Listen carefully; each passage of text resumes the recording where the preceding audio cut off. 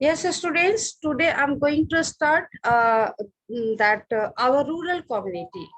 The people who live in the villages are called rural community. जो लोग गांव में रहते हैं ना, उनको हम rural community कहते हैं. इंडिया को कहा जाता है it is a land of villages. Bharat को गांव का देश कहा जाता है. यहाँ बहुत सारे गांव हैं. हम लोग अपने स्कूल के आगे भी देखो तो बहुत सारे गांव हैं, है ना. आप लोगों का घर भी कहीं ना कहीं कोई गांव में होगा.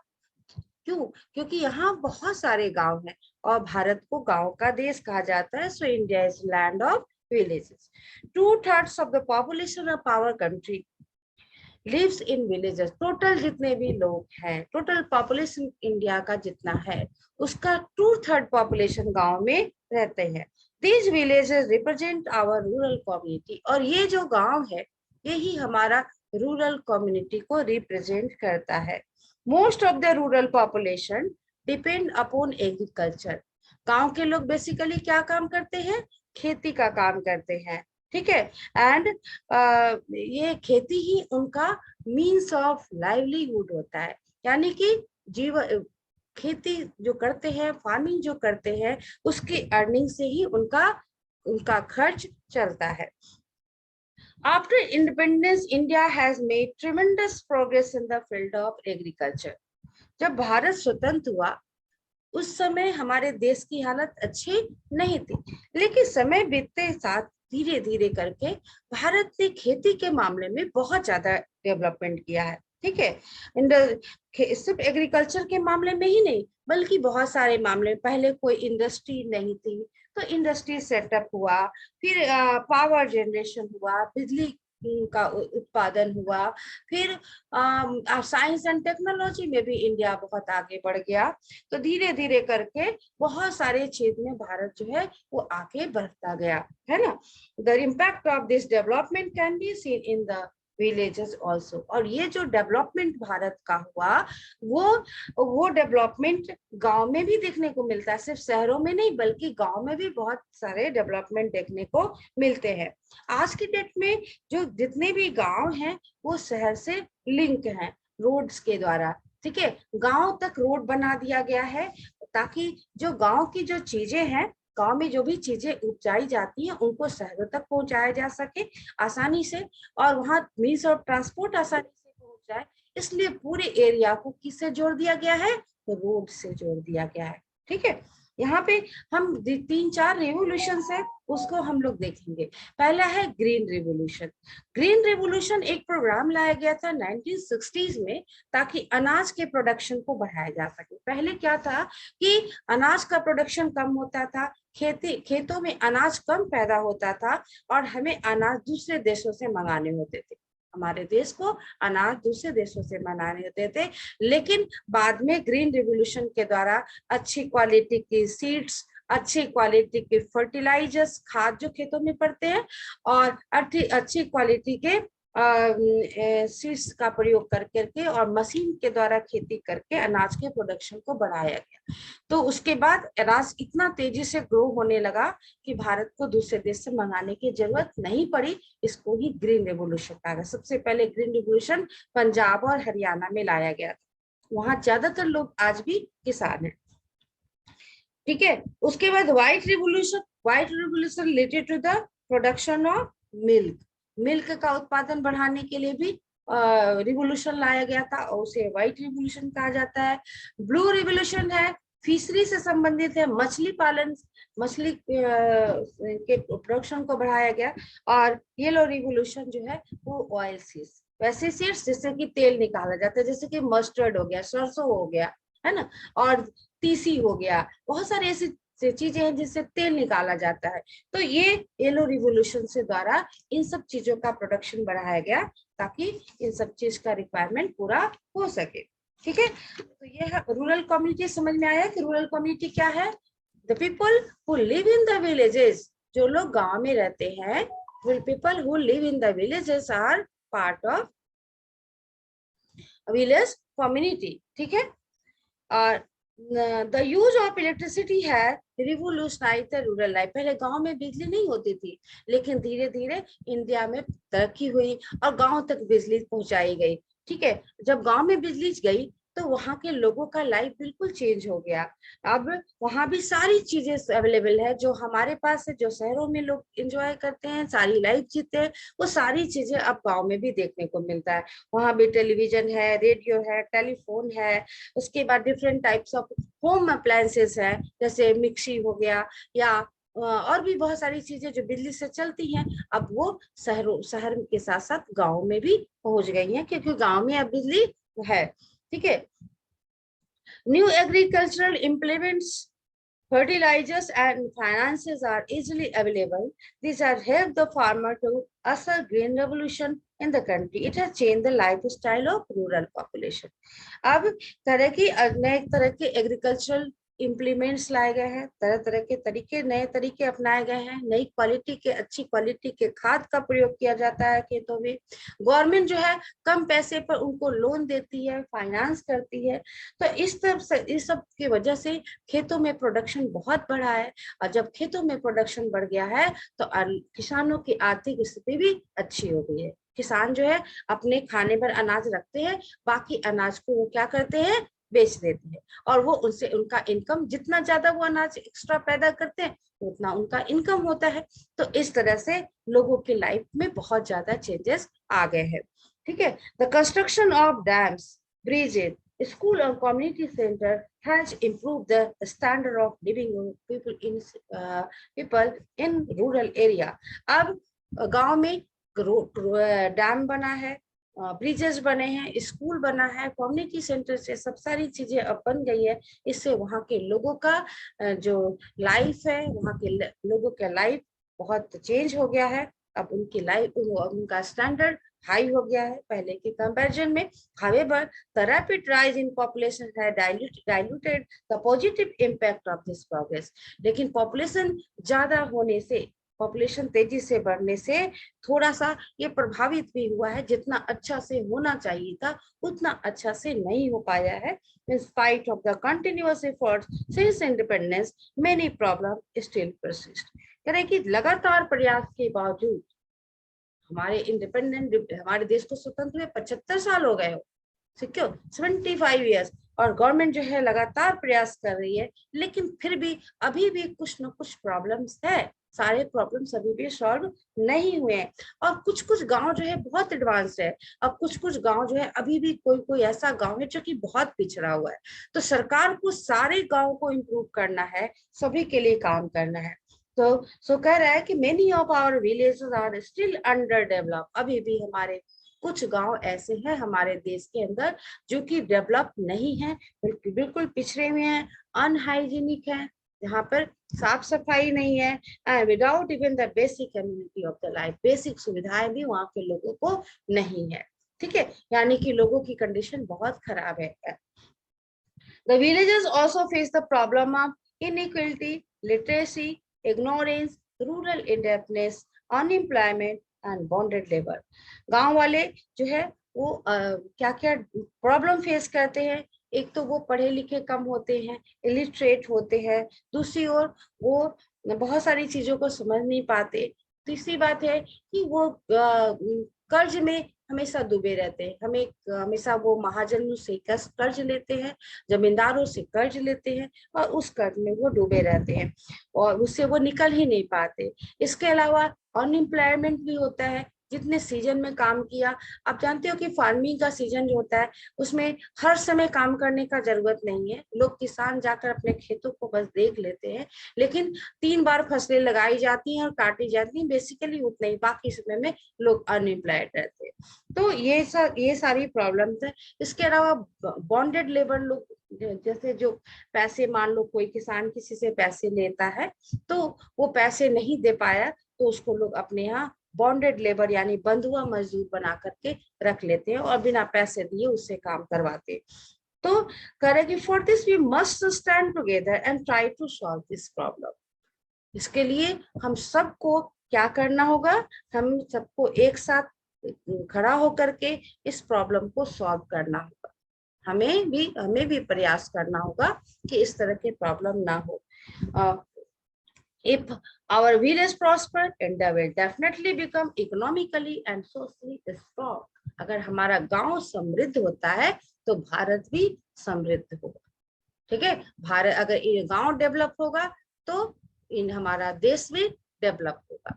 इसलिए जरूरत है कि ये जो समस्याएं हैं हमारे देश के गांव में उन्हें सॉल्व किया जाए, उनको दूर करने के लिए हर एक व्यक्ति प्रयास करे, ताकि हम ये सारी समस्याएं खत्म हो सके और देश जो है वो डेवलप हो सके। ठीक है, अब है green revolution. Green Revolution began in India in the mid-1960s to increase production of crops like wheat, rice. Green revolution 1960 में, अभी मैं बता रही थी आपको कि ग्रीन रेवोल्यूशन 1960 में लाया गया था और ये इन प्रोडक्शन को, व्हीट और राइस के प्रोडक्शन को बढ़ाने के लिए, गेहूं और चावल के प्रोडक्शन को बढ़ाने के लिए ग्रीन रेवोल्यूशन लाया गया था और इससे बढ़ाया भी गया था। ठीक है, इसको शुरुआत करने वाले जो थे वो MS स्वामीनाथन थे। ठीक है, सो MS स्वामीनाथन को father of green revolution of India कहा जाता है। ठीक है, स्वामीनाथन को, MS Swaminathan is known as the father of green revolution. Punjab was the first state to try the new crops. सबसे पहले पंजाब में ग्रीन रेवोल्यूशन लाया गया था।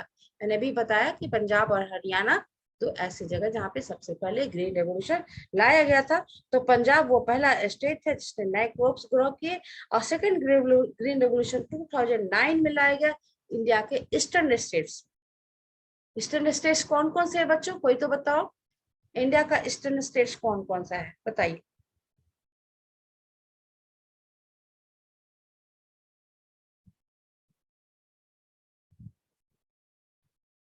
अरुणाचल प्रदेश, आसाम, त्रिपुरा, मिजोरम, नागालैंड, है ना, ये सारे ईस्टर्न स्टेट्स।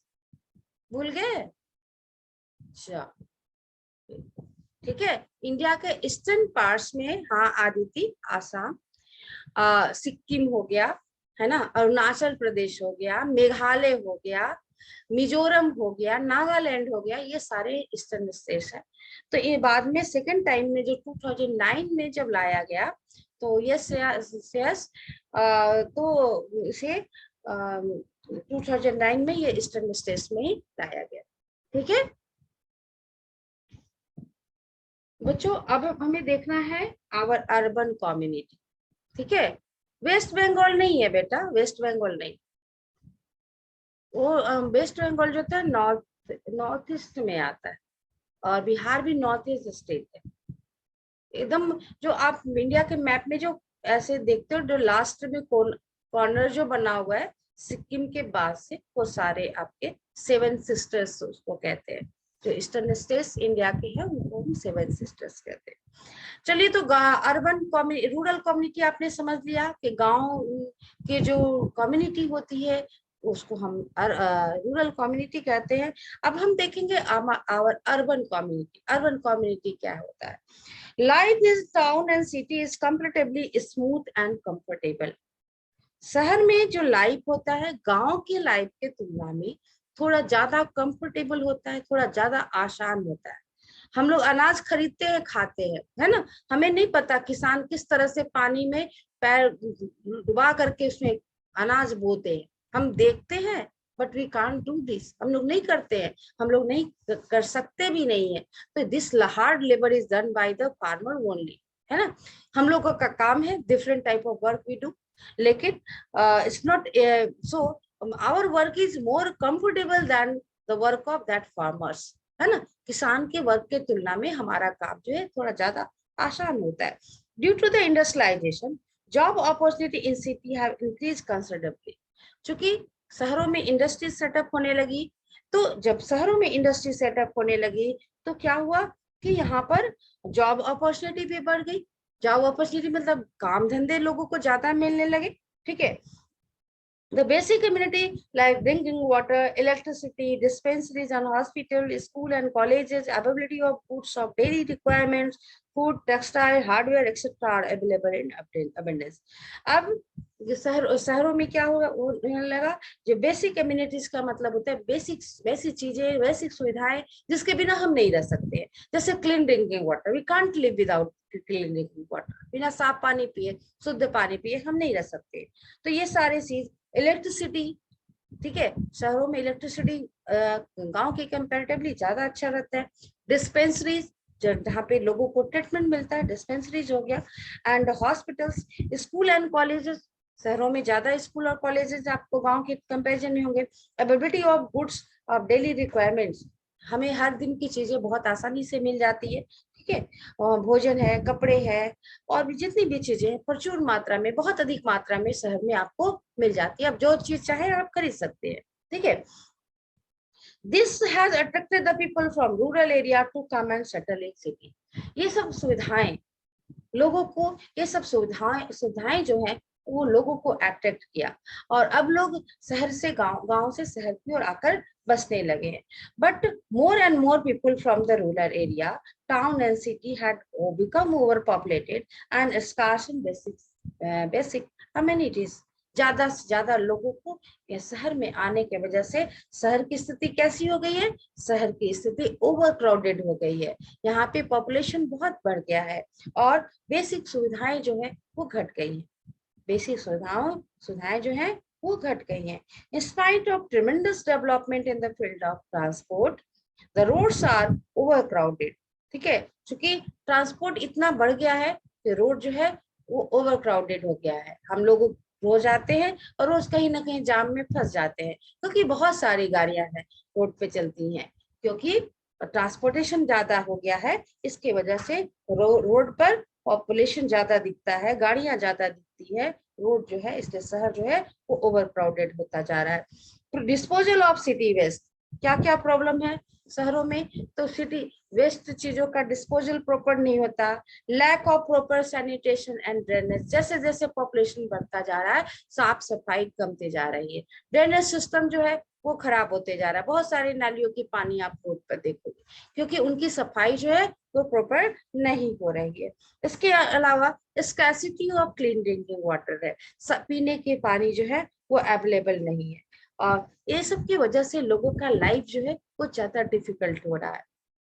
फिर से मैं आपको एक बार समझा रही हूँ कि जब पॉपुलेशन जो है, गांव का पॉपुलेशन शहर में आ रहा है, क्योंकि शहर का लाइफ ज्यादा कंफर्टेबल है, तो लोग गांव से शहर की ओर आके बस रहे हैं। परिणाम को जितने ज्यादा लोग यहाँ पे आ रहे हैं, शहर कैसा बनता जा रहा है? ओवर क्राउडेड बनता जा रहा है, ठीक है। शहर जो बनता जा रहा है ओवर क्राउडेड बनता जा रहा है। यहाँ पे बहुत ज्यादा रोड पर लोग आ गए हैं, यहाँ पे गाड़ियां ज्यादा आ गई है, यहाँ पे जो प्रॉब्लम्स उभर कर आ रहे हैं, जो प्रॉब्लम उभर कर आ रहे हैं उसमें आ रहा है scarcity of clean drinking water, a lack of proper disposal of city waste, ठीक है, लैक ऑफ प्रॉपर सैनिटेशन, अब प्रॉपर सैनिटेशन नहीं हो रहा है, ठीक है, ड्रेनेज सिस्टम अभी सही से नहीं है। तो scarcity of clean drinking water, ये पीने के लिए शुद्ध पानी अवेलेबल नहीं हो रहा, तो ये सारी समस्याएं से सिटी लाइफ अब धीरे धीरे डिफिकल्ट होता जा रहा है, ठीक है। Unfortunately, the economic and social inequality are increasing, which cause unrest and social tension. How can we meet such challenges? इसके अलावा हमारे शहरों में सामाजिक और आर्थिक असमानताएं क्रिएट हो रही है, जिसकी वजह से समाज में तनाव का माहौल होता है, ठीक है, तो समाज में अशांति बनी रहती है। How can we meet such challenges? ऐसी चैलेंजेस से हम कैसे मीट करें, कैसे मिलेंगे, ठीक है, ऐसे चैलेंजेस को हम कैसे फेस करेंगे? Every community need a system of governance. In ancient India it was easily managed through village panchayat. इसलिए तरह की हर जगह पर एक सिस्टम ऑफ गवर्नेंस होता है, ठीक है, एक सिस्टम ऑफ गवर्नेंस होता है जो कि सब कुछ को मैनेज करता है। अगर हम प्राचीन इतिहास में जाते हैं, एंशिएंट इंडिया में को हम देखते हैं, तो पहले गांव में ग्राम पंचायत होता था, विलेज पंचायत होता था, और वो इस तरह की सारी समस्याओं को वो डील करता था, ठीक है। After independence also we have similar type of institutions. हमारे देश के स्वतंत्र होने के बाद भी इसी टाइप के जो है वो इंस्टीट्यूशंस बने, जैसे ग्राम panchayat, village in village and municipal body in cities। ग्राम पंचायत गांव की समस्याओं को देखते हैं, तो दूसरी ओर विलेज पंचायत जो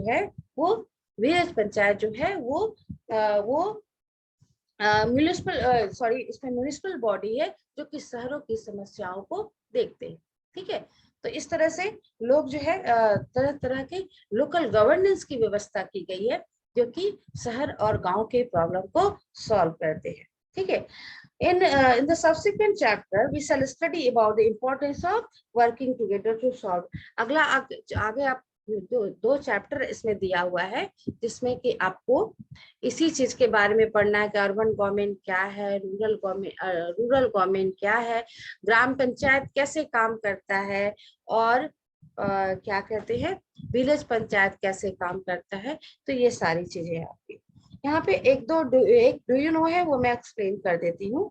there are about 377 million people living in 7,935 town cities in India. Total population में 377 मिलियन पीपल जो है, ठीक है, 377 मिलियन पीपल जो है वो कहाँ रहते हैं, वो टाउन और सिटीज में रहते हैं, जो टोटल पॉपुलेशन का 31.2%। Every third Indian live in a city. हर तीसरा आदमी जो है वो कहाँ रहता है, हर तीसरा आदमी शहर में रहता है। कहने का मतलब है कि शहर जो है कितना पॉपुलेटेड होता जा रहा है, कितना लोगों में पॉपुलर भी है, तभी तो लोग शहर में आ रहे हैं। ठीक है,